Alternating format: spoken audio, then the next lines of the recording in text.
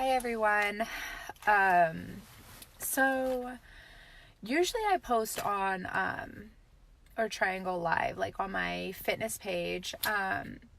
But I wanted to go live here because there's something, that I wanted to talk about. And I apologize. I went to an event today with Melissa. So Melissa, if you're watching this, but I literally just cried my whole way home. Before I left the event, Melissa, you're watching. Don't mind me while I'm crying. I just cried my whole way home. I watched a video, and I actually shared it on my page too, of a mom that has an autistic son. And she was kind of talking about like the struggles and the phases that she went through of, hiding that he was autistic and, thinking that he was going to get better one day and that he was going to be one in a million and, it'd be a lawyer or a doctor, when he grew up. But I've never had those thoughts. I had those thoughts about Zoe, and Mila's still a little young, but I can sympathize because I literally don't have those feelings. I love him so much. I love Oliver, and I don't love him any less because he's autistic. The only hope I've ever had for him is that he's going to grow up and he's going to be happy. And that's literally all I want for him. She talked about, and I'm sorry I don't even want to go inside because the kids are going to be in there. And I'm such an ugly crier, but, I just feel like everyone that meets him loves him so much, and I couldn't ask for more. And I've literally had the best friends that just love Oliver. I mean, they love all my kids. Maria, it's your fault because you shared the video. Cindy, I'm just talking about Oliver, and I know you can sympathize right there with me. But really, I hate it because I go places and he's kicking and screaming and, I have to hold him back. He's almost 50 pounds and, people look at me like, you either beat your kid too much and that's why he acts out, or you don't discipline him at all and that's why he acts out. But what they don't stop to realize or think about is that his brain is working differently from all of ours. They don't understand why he just runs into a wall or why he bangs his head on the counter 10 times. Like, they don't see those things and they don't understand. Like,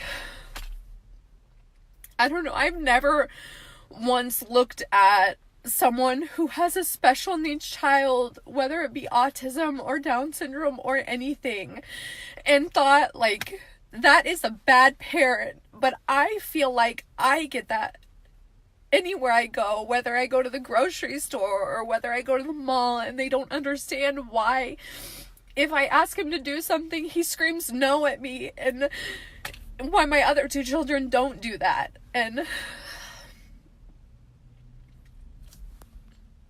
I know he is the best. He's so sweet. I don't want people to hurt him, and I wish that people talked about it and they understood more. I mean, I really do have the best friends, because everyone here that has met him just accepts him and understands and plays with him on his level. I know, Cindy.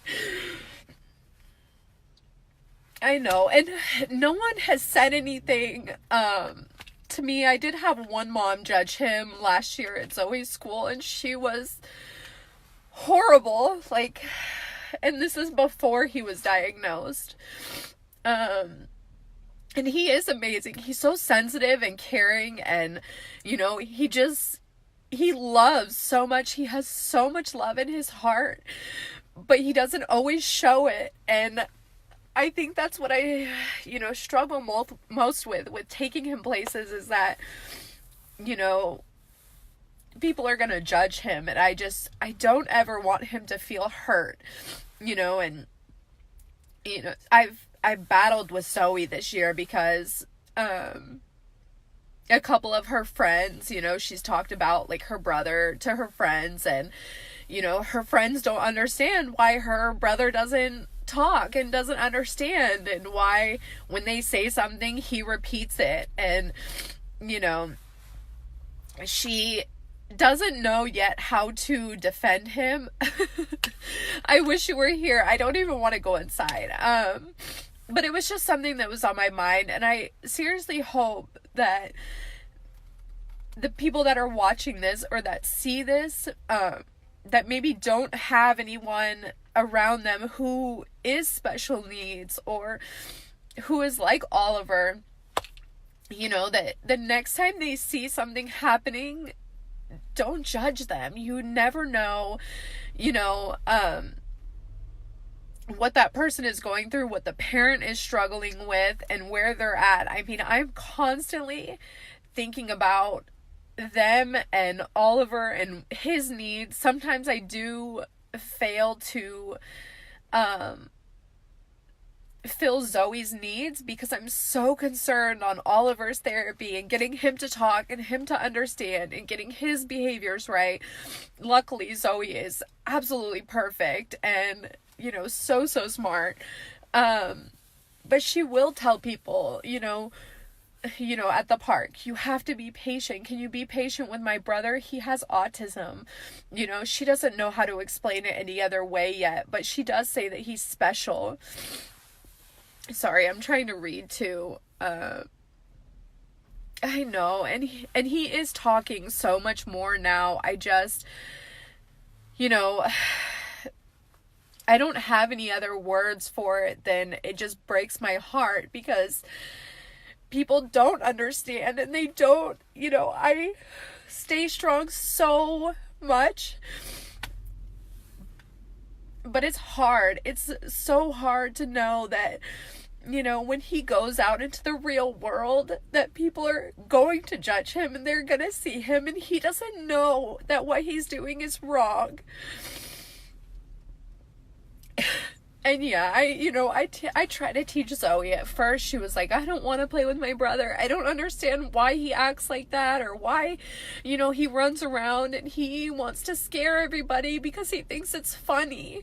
And that's just what he does. And now she learned to, you know, incorporate it and try and, you know, play with other kids at the park. And I love that about her. Mila, on the other hand, she's just crazy. But anyway, so I appreciate you guys for watching, and for those of you who got on late, if you are curious why I'm on, I was just talking about some things I struggle with my son being autistic. But I am going to get my shit together because I have to go inside for them. I have not seen them all day today. But thank you guys for watching, and I hope you have a good night. Bye.